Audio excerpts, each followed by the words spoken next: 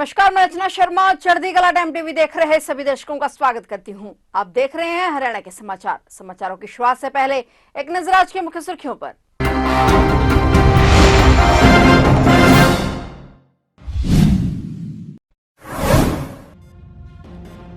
आज हरियाणा कैबिनेट की हुई अहम मीटिंग। करीब 1.25 घंटे चली मीटिंग। महिलाओं को 2100 रुपए महीने देने और बजट सत्र को लेकर चर्चा।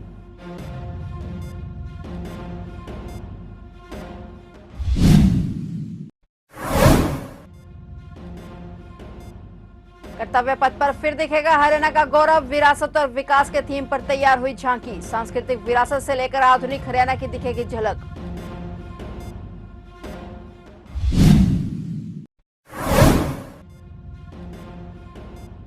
छब्बीस जनवरी को पंजाब हरियाणा की सड़कों पर उतरेंगे किसान। किसानों ने किया बड़ा ऐलान। दोपहर 12 बजे से 1:30 बजे तक 1 लाख से अधिक ट्रैक्टर होंगे सड़कों पर।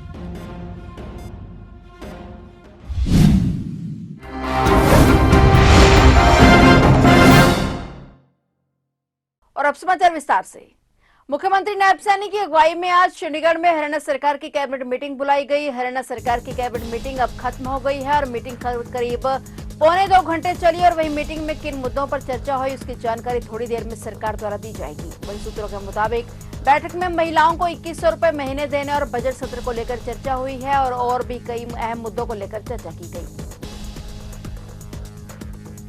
आज गुरुवार को सारा देश सुभाष चंद्र बोस की 128वीं जयंती मना रहा है। आज तमाम नेता नेताजी सुभाष चंद्र बोस जी की जयंती पर उन्हें याद कर श्रद्धांजलि भेंट कर रहे हैं। नेताजी सुभाष चंद्र बोस की जयंती के मौके पर मुख्यमंत्री नायब सिंह सैनी ने भी बोस को याद कर उन्हें नमन किया। सीएम ने अपने पूरी कैबिनेट के साथ नेताजी सुभाष चंद्र बोस की प्रतिमा पर फूल चढ़ाए। पराक्रम दिवस के अवसर पर मुख्यमंत्री समेत पूरी कैबिनेट ने नेताजी की प्रतिमा पर पुष्प अर्पित कर उनके अदम्य साहस और राष्ट्र प्रेम को स्मरण किया। सीएम ने कहा कि भारत के स्वतंत्रता आंदोलन में उनका योगदान अद्वितीय है। वे साहस और धैर्य के प्रतीक थे। इस बार गणतंत्र दिवस समारोह में नई दिल्ली कर्तव्य पथ पर हरियाणा की झांकी प्रदेश की समृद्धि, विरासत और विकास का अलौकिक दृश्य पेश करेगी। हरियाणा के कुरुक्षेत्र में भगवान श्री कृष्ण द्वारा अर्जुन के माध्यम से मानवता को दिए गए गीता के दिव्य संदेश के रूप में जहां हमारी समृद्ध विरासत को दर्शाया गया है, वहीं तकनीकी और नवाचार के क्षेत्र में हरियाणा के निरंतर विकास और खिलाड़ियों के उत्कृष्ट प्रदर्शन के चलते स्पोर्ट्स पावर के रूप में बनी हरियाणा की नई झलक भी झांकी के माध्यम से दिखाई देगी। झांकी के मध्य भाग में सूरजकुंड मेले से प्रेरित एक शिल्प गाड़ी को दर्शाया गया है, जिसके माध्यम से हरियाणा की कला और हस्तशिल्प का प्रदर्शन किया गया है। इस पर हरियाणा की झांकी समृद्ध हरियाणा विरासत और विकास थीम पर चयनित हुई है, जिसका निर्माण कार्य रक्षा मंत्रालय भारत सरकार के राष्ट्रीय रंगशाला कैंप में पूर्ण हुआ है। हरियाणा भौगोलिक दृष्टि से बहुत छोटा राज्य होने के बावजूद देश के उद्योग, कृषि, खेल और विविध प्रकार के राष्ट्रीय और अंतर्राष्ट्रीय व्यवसायों के विकास के लिए सदैव अग्रणी पंक्ति में रहता है।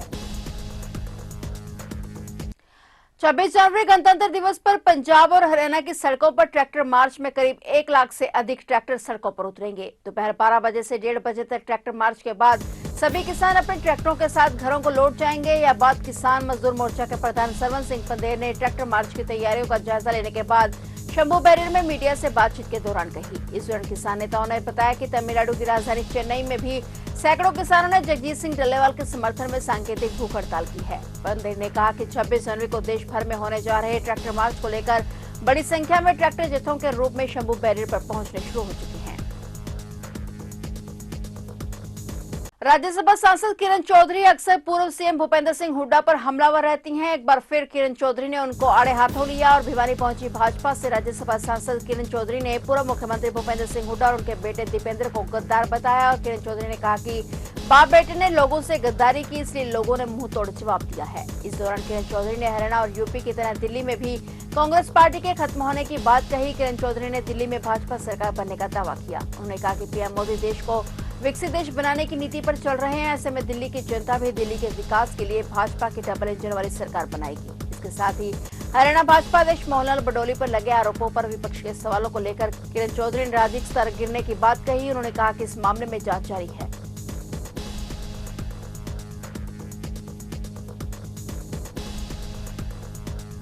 केंद्रीय मंत्री मनोहर लाल खट्टर ने करनाल जिले के मुनक गांव में बनाए गए रेस्ट हाउस में मुनक और सालवन गांव के लोगों से मुलाकात की और गांव के विकास कार्यों पर चर्चा की। इस दौरान केंद्रीय मंत्री ने सिंचाई विभाग के ऐतिहासिक रेस्ट हाउस के वर्षों पुराने अंगुतक रजिस्टर में टिप्पणी दर्ज की। पत्रकारों से बातचीत करते हुए केंद्रीय मंत्री मनोहर लाल ने कहा कि पहले चरण में लोकसभा के अंतर्गत जो भी बड़े बड़े गाँव हैं उनमें वह जा रहे हैं और मीटिंग कर रहे हैं और उसके बाद दूसरे चरण में छोटे गाँवों में उनका जाना होगा। और दिल्ली चुनाव को लेकर उन्होंने कहा कि दिल्ली में बहुत अच्छा वातावरण है और इस बार दिल्ली की जनता अच्छा सुशासन लेकर आएगी और भारतीय जनता पार्टी दिल्ली में अपनी सरकार बनाएगी। करनाल लोकसभा क्षेत्र में खास करके ये जो मुनक का बहुत ऐतिहासिक रेस्ट हाउस है इरिगेशन डिपार्टमेंट का, यहाँ 2 गांव की मीटिंग मैंने बुलाई थी और दोनों गांव के लोगों से जो प्रमुख यहाँ के नागरिक हैं उनसे गांव के बारे में चर्चा हुई। गांव का विकास और खास करके लोगों के जो कठिनाइयाँ समस्याएं वो सब सुनी है, उनको सबको हल कराएंगे।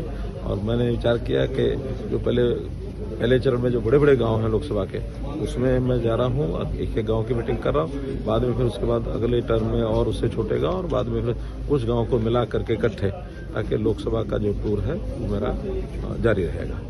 सदर बाजार क्षेत्र में डकैती की वारदात को अंजाम देने वाले 2 आरोपियों को पुलिस ने गिरफ्तार कर लिया है। आरोपियों के कब्जे से करीब आधा किलोग्राम चांदी के आभूषण, एक सोने की चेन और नकदी बरामद की गई है। बीते दिनों रात को कुछ अज्ञात व्यक्तियों द्वारा सदर बाजार पुलिस चौकी के क्षेत्र में स्थित एक घर में घुसकर डराकर डकैती की गई थी।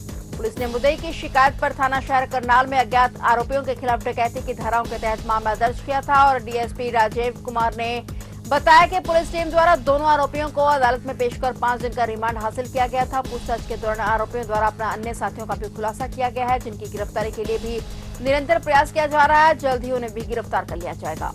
मुख्य आरोपी जिन्होंने वारदात को अंजाम दिया था एक होशियार है और एक अजय है। इन दोनों को गिरफ्तार किया है और इनको 5 दिन के रिमांड पे लिया गया था माननीय कोर्ट से। तो ड्यूरिंग रिमांड इनसे आधा किलो चांदी, एक सोने की चैन और नकदी भी बरामद हुई है। और अब इनका रिमांड की अवधि पूरी होने के बाद इनको माननीय न्यायालय में जुडिशियल कस्टडी के लिए पेश किया जाएगा। इनमें अगर क्रिमिनल रिकॉर्ड की बात करें तो अजय नामक एक व्यक्ति है, उसके खिलाफ देहरादून में भी, यूपी में, उत्तराखंड में एक चोरी की FIR पहले दर्ज है। जो दूसरा आरोपी है उसका रिकॉर्ड अभी हम खंगाल रहे हैं। और इसके अलावा जो अन्य लोग इस वारदात में संलिप्त थे, 4 लोग और थे, उनकी धरपकड़ के लिए पुलिस की जो टीमें हैं दबिश लगातार दे रही हैं।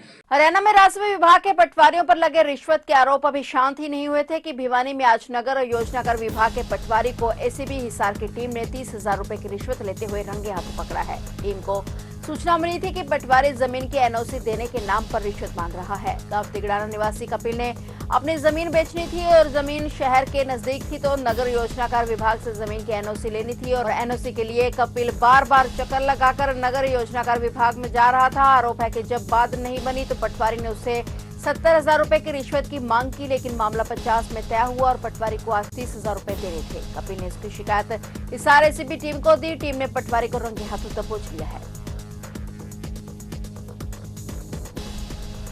झज्जर में एक दर्दनाक सड़क हादसा हुआ है। इस सड़क हादसे में भारतीय सेना के जवान की मौत हो गई। हादसे में युवक कार में सवार होकर गाड़ी में सीएनजी भरवाने के लिए गया हुआ था और उस दौरान युवक की कार ट्रक से टकरा गई। युवक की मौके पर ही मौत हो गई। पुलिस ने आरोपी चालक के खिलाफ केस दर्ज कर मामले की जांच शुरू कर दी है। जानकारी के मुताबिक मृतक की पहचान बादली के रहने वाले 30 वर्षीय विनोद के रूप में हुई है। विनोद छुट्टियों पर घर आया हुआ था और युवक भारतीय सेना में फायरमैन की पोस्ट पर कार्यरत था। आज सुबह करीब 6 बजे विनोद कार में सवार होकर गाड़ी में सीएनजी भरवाने के लिए जा रहा था और ज्यादा धुंध होने के कारण विनोद को रोड पर खड़ा ईंटों से भरा ट्रक नजर नहीं आया और उसकी कार ट्रक से जा टकराई। हादसे में विनोद की मौके पर ही मौत हो गई। हादसा झज्जर ढाडसा बॉर्डर रोड पर दरियापुर मोड़ के पास हुआ। पुलिस का कहना है कि ट्रक के मालिक का पता लगा लिया गया है और उसी के आधार पर आगे की कार्रवाई की जाएगी।